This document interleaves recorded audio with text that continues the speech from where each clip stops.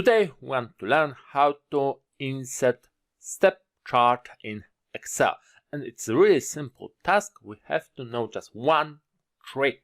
So we have our dataset, dates, and account balance numbers. So we have to copy it. No, we don't have to really copy it, but it will show two datasets: the previous one, the original one, and the one we need for step chart.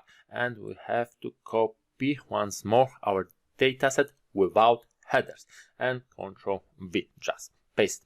And now we have to delete two cells, but it's not simple delete, it's delete with shift up. So delete cell, and we can just right click the first cell in the data, so in the first column, right click, and from pop-up menu just select delete, and we have to shift cells up, and we shift them up, and now we are deleting in the same matter this cell. We can use a Control minus, so a shortcut, and shift cells up, and just like that we have our data set for step chart. So just select one cell, and because we have to have here only dates, we don't have to sort this. So just one cell is enough, and go to Insert tab and looking for line chart.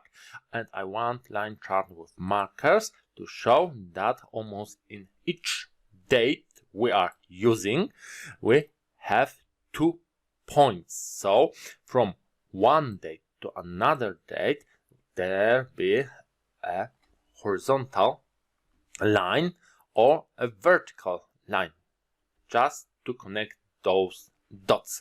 And from here we can modify our chart if we need to. But we have our step chart ready.